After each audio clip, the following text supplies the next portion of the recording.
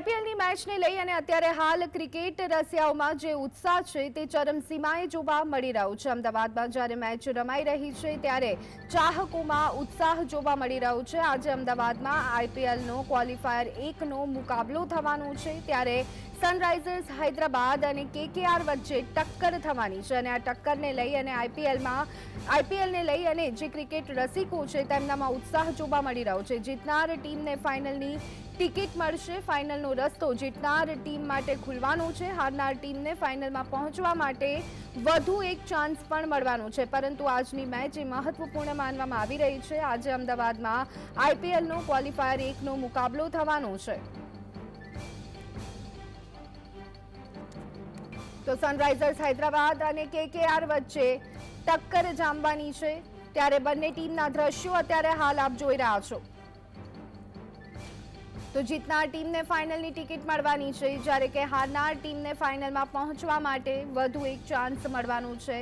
બંને ટીમ આવી પહોંચી છે। આજે અમદાવાદમાં મુકાબલો જામવાનો છે ત્યારે આજની આ મેચને લઈ અને ઘણો ઉત્સાહ જોવા મળી રહ્યો છે।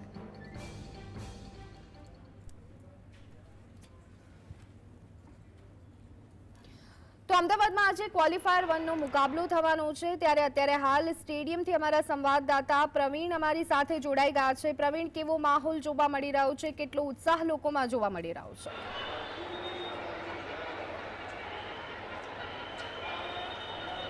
માહોલ તો ધ્વનિ ગરમીનો છે, ચાહે ગુજરાતનું અમદાવાદ હોય કે અનેક શહેરો હોય, પણ આ ગરમીમાં પણ સાંજના મુકાબલામાં અને એમાં પણ ક્વોલિફાયર 1 એટલે કે અમદાવાદથી નક્કી થશે કે સીધી જ કઈ ટીમ કેકેઆર કે સનરાઇઝર્સ હૈદરાબાદ સીધી ફાઇનલમાં જશે। કેમ કે ટોપ 2માં રહેવાનો જે ફાયદો હોય છે એ આ જ હોય છે ને, એટલા માટે ફૂલ હાઉસ આ સ્ટેડિયમ છે। બંને બેટિંગમાં પાવર હાઉસ જે ટીમ છે એ બંને વચ્ચેનો મુકાબલો છે। થોડો માહોલની વાત કરી લઈએ, કેમ કે આ મેઇન ગેટ છે, 1 નંબર ગેટ, હજુ તો બહુ વહેલું શરૂ થઈ ગઈ છે એન્ટ્રી, પણ ફૂલ હાઉસ છે ઓલરેડી, ટિકિટ્સ મળવી મુશ્કેલ છે। એ ચાહે ગેટ નંબર 1 હોય કે અંદર જતા લોકો કે ઉપરથી સ્લોપથી મેઇન ગેટ તરફ જતા લોકો, તો પહેલેથી જ ગોઠવાઈ ગયા છે, કેમ કે ટ્રાફિકની સમસ્યા પણ રહેતી હોય છે। 45 ડિગ્રીની આસપાસ આજે તાપમાન હતું અમદાવાદનું, પણ એનાથી પણ હોટેસ્ટ આ ગેમ થશે। જે પ્રકારે બેટિંગ આઇકન્સ કે બેટિંગ ફોર્મ રહેવું છે બંને ટીમના, ઘણા બધા નામો છે। તો આઈપીએલમાં આ જ મજા હોય છે કે 4 કલાક એક પિક્ચર કરતાં આઈપીએલનો એવો હેવી વેઇટનો એક મુકાબલો જોઈ લઈએ તો પૈસા વસૂલ થઈ જાય। તો ગરમીમાં પણ એ ચાહે પોલીસ કર્મીઓ હોય, સ્વાસ્થ્ય માટે પણ સુવિધા ઊભી કરવામાં આવી છે। તો આ મેઇન ગેટ છે, પરંતુ રોડની બીજી તરફના દ્રશ્યો પણ આપણે જોઈશું તો ત્યાં પણ હાઉસફુલ છે। કેમેરા પર્સન ભીખાભાઈ છે આપણી સાથે, એ જે દ્રશ્યો દેખાડે છે મેઇન રોડના છે। સામાન્ય દિવસોમાં તો આ રોડ પર ઇક્કા દુક્કા વાહનો ચાલતા હોય, પણ સામે ક્રિકેટ ફેન્સ અત્યારે વેઇટ કરીને ઊભા છે। કોઈ પાસે ટિકિટ છે, કોઈ પાસે ટિકિટ નથી। જર્સીઓ બદલી ગઈ છે। ગુજરાત ટાઇટન્સ આ વખતે હોમ ટીમ છે, પ્લેઓફ્સમાં પહોંચી નથી। તો હવે જે બે ટીમ છે, એક તો કેકેઆર શ્રેયસ અય્યરની કેપ્ટનસીમાં અને પેટ કમિન્સ, જે પેટ કમિન્સે ઓસ્ટ્રેલિયા અને ભારતને ફાઇનલમાં હરાવી અહીંયા વિશ્વકપ અપાવ્યો હતો, વર્લ્ડ ચેમ્પિયન બનાવ્યું હતું, એ લીડ કરી રહ્યા છે આ વખતે સનરાઇઝર્સ હૈદરાબાદને। અને સનરાઇઝર્સ હૈદરાબાદ 2016 પછી પહેલી વખત અપેક્ષા રાખી રહી છે કે ચેમ્પિયન બને। એક સમય એવો હતો કે ડેવિડ વોર્નરની કેપ્ટનસીમાં આ ટીમે આઈપીએલની ટ્રોફી ઉપાડી હતી। તો આ માહોલ છે અને ધ્વનિ આપણી સાથે આપણા સહયોગી અને સિનિયર જર્નલિસ્ટ દક્ષેશભાઈ પાઠક પણ જોડાઈ ગયા છે અને બહુ મોટી ઇવેન્ટમાં, આમ તો નોર્મલી આઈપીએલ ગેમ્સ તો ચાલતી જ હોય છે, પણ એમની સાથે પણ વાત કરી લઈએ।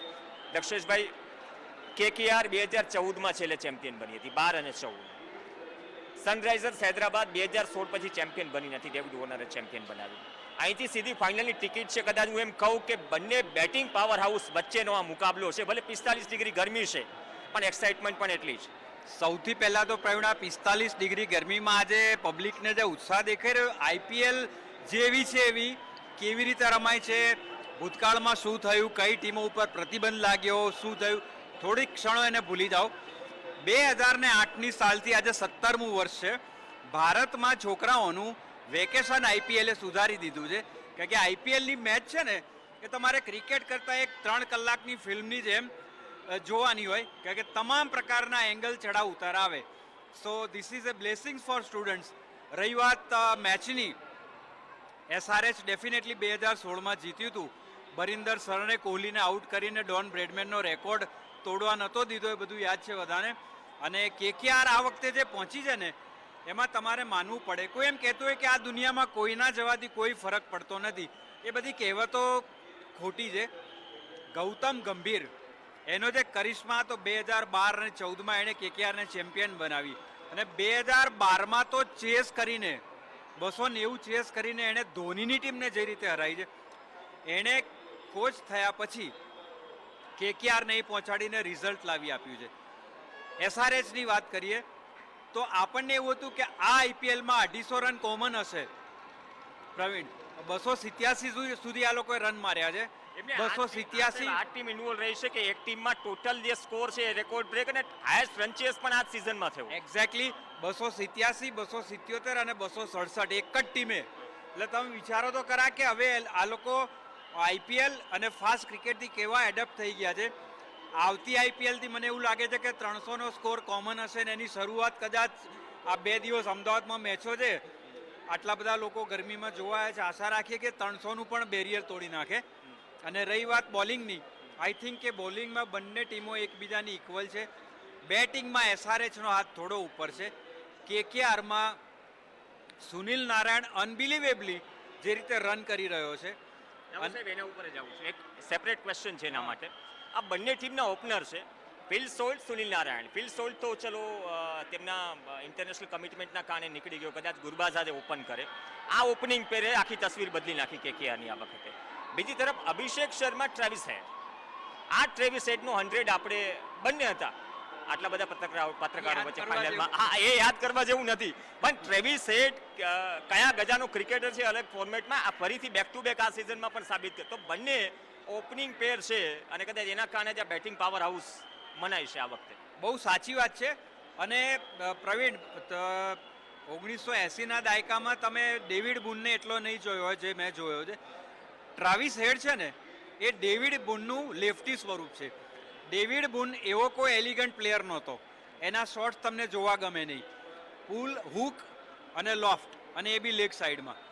ટ્રાવિસ હેડ આ જ પ્રકારનો બેટ્સમેન છે, પણ ભારતની વિકેટો ઉપર ડેવિડ બુનને જે રીતે ફાવી ગયું હતું અને જે રીતે રન મારતો હતો એવું ટ્રાવિસ હેડને ફાવી ગયું છે. અને ખાસ કરીને વર્લ્ડ કપમાં ભારત સામે એને ફાઇનલમાં જે રીતે રન કર્યા બહુ યાદ કરવા જેવું નથી, પણ હવે એ તો છે જ. As well as Pat Cummins પણ ઓસ્ટ્રેલિયન કેપ્ટન તરીકે આજે સનરાઇઝર્સ હૈદરાબાદ જ્યારે ઓક્શનમાં જ્યારે નંબર્સ લાગ્યા મિચેલ સ્ટાર્ક માટે કે પેટ કમિન્સ માટે, ત્યારે એવું હતું કે બ્લફ રમ્યું કે શું. આજે બંને ટીમ પ્લે ઓફમાં છે ને એકબીજા સામે છે.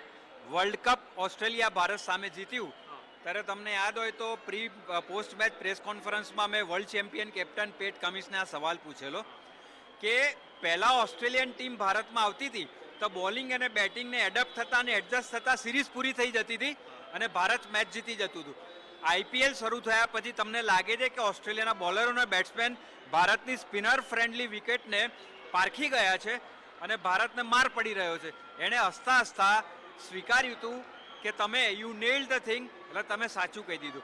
તો ટ્રાવિસ હેડ ભારતની વિકેટો ઉપર ખતરનાક બેટ્સમેન છે અને જે રીતે 170ના સ્ટ્રાઇક રેટથી એ રમી રહ્યો છે. અને અભિષેક શર્મા આ વખતે સરપ્રાઇઝ એ છે કે એટલા બધા સારા પ્લેયર, રાયન પરાગ જુઓ તમે, અભિષેક શર્મા જુઓ, શશાંક સિંહ જુઓ. મારા ખ્યાલથી 2027ના વર્લ્ડ કપની ભારતની નવી ટીમનો મિડલ ઓર્ડર તૈયાર થઈ ગયો છે અને એવું કહી શકાય કે નવા હાથોમાં ભારતની ટીમ જઈ રહી છે. રહી વાત ફરીથી એસઆરએચની બેટ્સમેન ઓપનિંગ પેરની, ટેરિફિક છે. SRH is too good as a batting unit. બોલિંગમાં પણ આઈ થિંક કે મારા ખ્યાલથી પ્રવીણ 25 રન્સનો ડિફરન્સ આ બે ટીમ વચ્ચે, વિજેતા અને પરાજિત વચ્ચેનો ફરક નક્કી કરે. 25 રન્સનો ડિફરન્સ.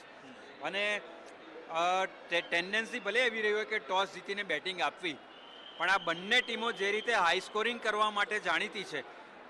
કેકેઆરમાં પણ જો તમારે સુનિલ નારાયણ ને રસેલ જેવા પ્લેયર્સ ચાલી ગયા, રિંકુ સિંહ છે, તો હું માનું છું કે 280 રન તો આરામથી બે ટીમ કરે. 5 સિક્સર રિંકુ સિંહ, કદાચ એ રિંકુ સિંહ માટે વધુ એક મંચ છે એ જ મેદાન છે. પણ મારે એ કહેવું જોઈએ કે યશ દયાલને જે રીતે 5 સિક્સરો પડી અને એણે ચેન્નઈને જે રીતે છેલ્લી ઓવરમાં ફેંકી દીધું, મને યાદ આવે છે દમિત્રી મસ્કરેનાઝે 2007ના વર્લ્ડ કપ પહેલા યુવરાજ સિંહને જે 5 સિક્સરો મારી હતી અને પછી યુવરાજે સ્ટુઅર્ટ બ્રોડની જે દશા કરી, દયાલે ગઈ મેચમાં ચેન્નઈની એ જ દશા કરી, ધોનીની એ જ દશા કરી. આઈ થિંક કે બિગ સેલ્યુટ ટુ યશ દલાલ કે આટલા મોટા સાયકોલોજીકલ સેટબેક પછી એ માણસ છેલ્લી ઓવર સોંપાય છે, પહેલા બોલે 6 પડે છે અને બાકીના 5 બોલમાં એક જ રન આપીને ટીમને એ લઈ બી કેવી બોલિંગ લાઇનઅપને લીડ કરે છે. આરસીબીની બોલિંગ લાઇનઅપ ભલે ગમે દિગ્ગજ નામ હોય પણ પીટાવા માટે આરસીબીની બોલિંગ લાઇનઅપ એ પરંપરા છે. જો આરસીબી છે, રાજસ્થાન રોયલ્સ, આ ચારેય ટીમ જે પ્લેઓફમાં છે વર્ષોથી જીતી નથી. આરસીબી તો એક પણ વખત જીતી નથી. એટલા માટે શું આઉટ ઓફ નોવેર જો બાય ગોડ્સ ગ્રેસ અથવા તો બાય પોએટિક જસ્ટિસ હું એવું માનું છું. એઝ અ જર્નલિસ્ટ આપણે ઓબ્જેક્ટિવ હોઈએ છે, પણ જો એસઆરએચ જીત્યું છે એકવાર, કેકેઆર 2 વાર જીત્યું છે, રાજસ્થાન પહેલી જ વખત આઈપીએલ 2008માં જીત્યું હતું, આરસીબી ફાઇનલમાં પહોંચીને પણ જીત્યું નથી અને એનો સૌથી કન્સિસ્ટન્ટ બેટ્સમેન વિરાટ કોહલી 2 વાર 700 રન કર્યા. આપણે આશા રાખીએ કે જે રીતે આઉટ ઓફ નોવેર 8માંથી એક જ મેચ જીત્યા પછી એ લોકો પ્લેઓફમાં આવ્યા છે અને ધોનીને ફેંકી દીધો છે. ધોનીને ફાઇનલ સુધી પહોંચીને 6થું ટાઇટલ એટલે કે રોહિત શર્મા કરતાં હું એક વધારે જીત્યો એવું સાબિત કરીને રિટાયર થવાનું જે સ્વપ્ન હતું એ છિન્ન ભિન્ન કરી નાખ્યું આરસીબીએ. તો બાય ધેટ મેરિટ હું ઈચ્છું કે આરસીબી આ વખતે આઈપીએલ જીતે. હજી તો મેચ એમની બાકી છે, કાલે ધારો કે જીતે તો પછી પણ એક મેચ રમવાની આવશે, પણ તમે પૂછ્યું એટલે કહું કે I want RCB to win. ને આરસીબી એ તો હજી તો સેમી આવતીકાલે છે ને હજી એક 2 બેરિયર પાર કરવાના છે, ફાઇનલ મળશે. પણ રસેલ અને સુનિલ નારાયણની વાત કરું છું. Sunil Narayan retirement West Indies કેમ કે કોન્ટ્રોવર્શિયલ રહી એવું પણ મનાય છે કે પોવેલે કહ્યું કે વર્લ્ડ T20માં એટલીસ્ટ એને રિક્વેસ્ટ કરી કે આવી જાઓ કેમ કે વેસ્ટ ઇન્ડિઝમાં રમાઈ રહ્યો છે. તો ઘણા બધા પ્લેયર્સ માટે આ આઈપીએલ, હું યંગસ્ટર્સ માટે તો વાત કરી જ રહ્યો છું, ઇવન સિનિયર્સ માટે પણ, કે આઈપીએલ ઘણી બધી ક્રુશિયલ હતી કેમ કે બેક ટુ બેક 2 જૂનથી વિશ્વકપ શરૂ થઈ રહ્યો છે અને કદાચ આ મંચ પણ એવું જ હશે કે એવું વિરાટ કોહલી પણ, કેમ કે સ્ટ્રાઇક રેટની બહુ ચર્ચા થતી જ્યાં સુધી વાત આવતી, ઘણા બધા મુહાવરાઓ બંધાય છે. એ સ્ટ્રાઇક રેટના ક્રિકેટમાં સિનિયર પ્લેયર્સ જે રીતે આ T20 ફોર્મેટમાં ખુદને સાબિત કરી રહ્યા છે, ઘણું બધું કહેવાઈ ગયું બેટથી. સ્ટ્રાઇક રેટ ભલે T20માં અગત્યનો છે પ્રવીણ, પણ તમે કઈ સ્થિતિમાં કેટલી વિકેટો પડ્યા પછી કઈ રીતે તમારી ઇનિંગને ડિઝાઇન કરી, પેસઅપ કરી, સામેની વિકેટ, સામેના બેટ્સમેનને તમે મોકો આપ્યો, તમે એક છેડો સાચ્યો. જો તમે ટીમને જીત સુધી દોરી જતા હોય ને તો 110નો સ્ટ્રાઇક રેટ બી જાયઝ છે અને તમે 10 બોલમાં 30 રન કરીને 300નો સ્ટ્રાઇક રેટ કરી આઉટ થઈ ગયા અને મેચ હાર્યા તો એવા 300નો સ્ટ્રાઇક રેટનો કોઈ મતલબ નથી. What matters is how did you design pace of your inning, where did you take your team, આ અગત્યનું. ને વિરાટ કોહલી કોઈ પણ સંજોગોમાં એનીવેર બિટવીન 130 ટુ 140 આ સ્ટ્રાઇક રેટ ખરાબ છે. પછી તો તમે 200નો સ્ટ્રાઇક રેટની વાત કરો તો એ લોકોના રન કેટલા છે એ બી જુઓ. એટલે વિરાટ કોહલીની મારા ખ્યાલથી કોઈ ટીકા થઈ જ ના શકે. જે લોકો કરે છે એ ખોટી છે. એને ખબર છે કે મારે ક્યાં ગ્રાઉન્ડ ઉપર વિકેટ ઉપર જઈને શું કરવાનું છે. ભૂલી ગયા પાકિસ્તાન સામેની મેચ, 8 બોલમાં 28 રન કરવાના હતા, ત્યાં સુધી વિરાટ કોહલીનો સ્ટ્રાઇક રેટ કેટલો હતો? 100 પણ નહોતો. અને પછી જુઓ તમે, એટલે Virat Kohli is A genius. અને રહી વાત સુનિલ નારાયણ ને રસેલની, જો એક વસ્તુ કહું, ભાંગ્યું તો એ Bharuch, Caribbean is always a Caribbean. 15 wicket, 450 થી વધુ રન, જો સુનિલ નારાયણ. હું તમને બીજું કહું પ્રવીણ, કે ક્રિકેટમાં આટલા બધા દેશોમાંથી આટલા બધા પ્લેયર્સ આવે છે, કોઈ ઓલરાઉન્ડર છે, કોઈ બોલર, પણ તમે કમ્પ્લીટ એન્ટરટેઇનરની વાત કરો ને તો those are the Caribbeans, one and only Caribbeans. Clive Lloyd, Gordon Greenidge, Desmond Haynes, રિચર્ડ્સથી લઈ અને તમે જુઓ અત્યારે આ Pollard, Gayle, Russell, Sunil Narine, they are entertainers on any day, especially on their day. જો એ લોકો કેરેબિયન્સ ચાલી ગયા ને તો આખા ગ્રાઉન્ડમાં 22માંથી બાકીના 21 જણનું કોઈ વજૂદ જ નથી રહેતો. They are that great. અને આશા રાખીએ કે અમદાવાદમાં 45 ડિગ્રી ગરમીમાં આજે પ્રજા આવી છે ને એને આ કેરેબિયન્સ પૂરા એન્ટરટેઇન કરે અને આટલો પરસેવો વસૂલ કરે. કેમેરા પર્સન માહોલ પણ દેખાડે. અને આ ડિગ્રીમાં આ એક જુનૂન છે ક્રિકેટનું દક્ષેશભાઈ. ઘણી વખત આ વખતે જે ઉનાળો રહ્યો છે, કદાચ એક સમય હતો કે ઇંગ્લિશ ક્રિકેટરો નવેમ્બરમાં કે એમાં આવે, જાન્યુઆરી સુધી એમાં ગોઠવાય. આઈપીએલે બધાને એડજસ્ટ કરી દીધા છે. 3:30 વાગ્યાની ગેમ હોય, પણ આ વખતે થોડું વાતાવરણ અને માહોલ અલગ છે. ઇલેક્શનના કારણે આઈપીએલની ચર્ચા નહોતી, માત્ર મોબાઈલ સુધી સીમિત હતી. બટ હવે છેલ્લા ગિયરમાં છે આઈપીએલ. કદાચ હવે વેકેશનમાં આનાથી બેટર કોઈ વિકલ્પ ન હોઈ શકે. મેં પહેલાં જ કહ્યું પ્રવીણ કે આઈપીએલ છે ને એણે ભારતના યુવાનો અને સ્કૂલના વિદ્યાર્થીઓનું વેકેશન સુધારી દીધું છે. તમે 3 કલાકનું પિક્ચર જોવા જાઓ, હા, ઘરેથી તમારું પેટ્રોલ ગણો, ઘરના 4 જણની ટિકિટ ગણો, હા, બ્રેકમાં તમે પોપકોર્ન, સમોસા ને તમે કોલ્ડ ડ્રિંક ગણો અને પત્યા પછી જમવા જવાનું ગણો. એક પિક્ચર 4 જણાનું હું નથી માનતો કે તમારા 4,000 રૂપિયાથી ઓછામાં પડે. આ તો તમારે 70-75 દિવસ સુધી રોજ એક પિક્ચર તમારા ઘરે બેઠા બેઠા, અને એમાં પણ એક 3 કલાકના પિક્ચરમાં જે ક્રેસેન્ડોસ હોય છે ને ઇમોશન્સના, plus minus ups and downs, એના કરતાં પણ પળે પળે બદલાતી સિચ્યુએશન્સ ને ક્રેસેન્ડોસ આઈપીએલમાં હોય છે. અને હું તો એવું માનું છું કે આના પોઝિટિવ્સ એ છે કે ભારતમાં જ નહીં, દુનિયાના ક્રિકેટ રમતા દેશોમાં ક્રિકેટને કરિયર તરીકે અપનાવી શકાય છે. એ મેસેજ આઈપીએલે આપ્યો છે. અને આઈપીએલ જો ગમે તે, જો કોઈ પણ વસ્તુમાં આજે પ્લસ ને માઇનસ પ્રવીણ હોય છે, દરેક વસ્તુમાં, તો આઈપીએલનો પ્લસ એ છે કે ઇલેક્શનને ભૂલીને લોકો એન્જોય કરી રહ્યા છે. અને આ 75 દિવસનો આના કરતાં પણ હું એમ કહું પ્રવીણ કે દુનિયામાં કોઈ પણ દેશમાં ચાલતો લાંબામાં લાંબો એન્ટરટેનમેન્ટનો જો કાર્નિવલ હોય તો આ ભારતની આઈપીએલ જે 75 દિવસ ચાલે છે. અને એમાં કેટલાય દિવસ તો શરૂઆતમાં 2 દિવસ સુધી 2 મેચ હોય છે. એટલે બપોરે 2 વાગ્યાથી તો રાતના 12 વાગ્યા સુધી વીકેન્ડમાં લોકો એક કોઈના ઘેર ભેગા થાય અને નાસ્તો કરતા. This is something, is a party, it's a party. આજની ગેમમાં આવીએ. બ્લેક સોઇલ વિકેટ મળશે કે રેડ સોઇલ મળશે? કેમ કે સ્પિનરની પણ એ જ સિચ્યુએશન છે, બેટિંગમાં પાવર હાઉસ તો છે જ, અને ટેક્ટિકલી બંને જે કેપ્ટન જે કરી રહ્યા છે, આપણે જાણીએ છીએ કે જે કઈ રીતે કેકેઆરને શ્રેયસ અય્યરે લીડ કરી છે, અને પેટ કમિન્સે કઈ રીતે સનરાઇઝર્સ હૈદરાબાદને લીડ કરી છે.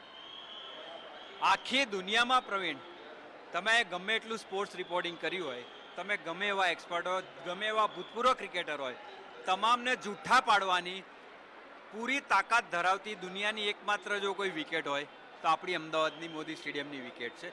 વર્લ્ડ કપની ફાઇનલ વખતે આપણને એવું હતું કે 239 રન આપણે કર્યા, વિકેટ તૂટી જશે, ડ્યુ હશે, અને જાડેજા અને ભારતના બોલરો ઓસ્ટ્રેલિયાને જરા પણ છૂટ નહીં લેવા દે. એવું કંઈ જ થયું નહીં.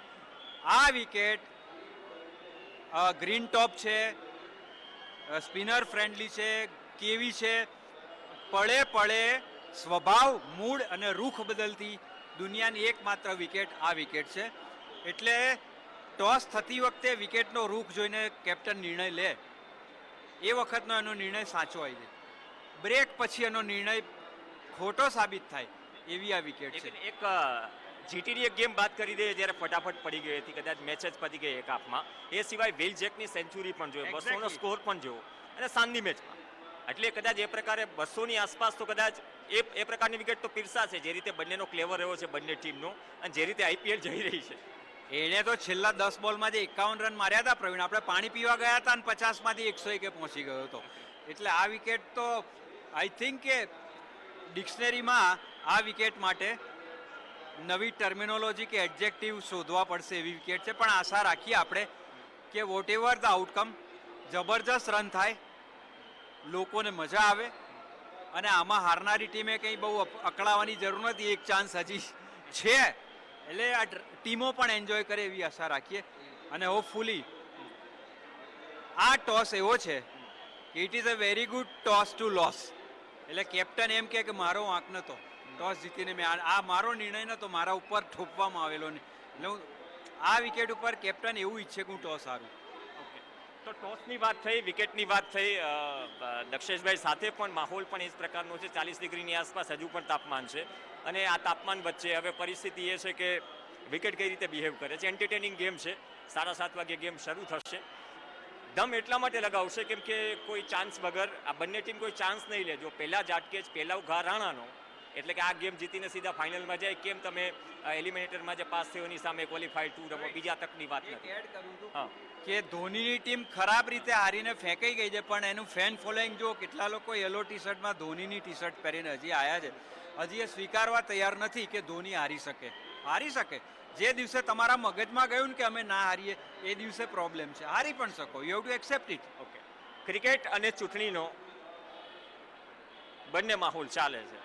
ચૂંટણીનો 4 તારીખે પૂરો થાય છે, આઈપીએલનો એ પહેલાં પૂરો થાય છે, અને બંને એની જગ્યાએ છે, વેકેશન છે, અને કદાચ ક્રિકેટ ફેન્સ પણ જો ફૂલ હાઉસ છે તો એક્સપેક્ટ કરી રહ્યા છે કે ક્વોલિફાયર 1 એ પ્રકારની દબદબા ભેર જોઈએ, જે રીતે બંને ટીમ ગ્રુપ સ્ટેજથી લઈને તમામ અત્યાર સુધીની ગેમ રમતી આવી છે, અને હાઈ સ્કોરિંગ જ એક્સપેક્ટેશન હોય છે. આજકાલના ક્રિકેટમાં લો સ્કોરિંગ થાય તો કદાચ એમ થાય કે ઓ નીરસ મેચ રહે. તો કે 300 રન થાય ને ચેસ પણ થાય.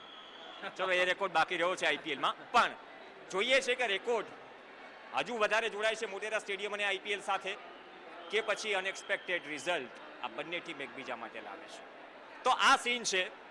પ્રયત્ન કર્યો કે માહોલ 45 ડિગ્રી ગરમીમાં ક્રિકેટ ફેન્સનો અને આઈપીએલના મેજર મુકાબલાનો અમદાવાદમાં દેખાડીએ, તો એવું ન થાય કે ચૂંટણીનો માહોલ તો પૂર્ણ થઈ ગયો, ક્રિકેટનો હજુ અકબંધ છે. તો નરેન્દ્ર મોદી સ્ટેડિયમથી અમારા સહયોગી અને સિનિયર જર્નલિસ્ટ દક્ષેશભાઈ પાઠક સાથે હાલ બસ આટલું જ. ગેમ પ્લાનમાં ફરી મળીશું. રજા આપશો. નમસ્કાર.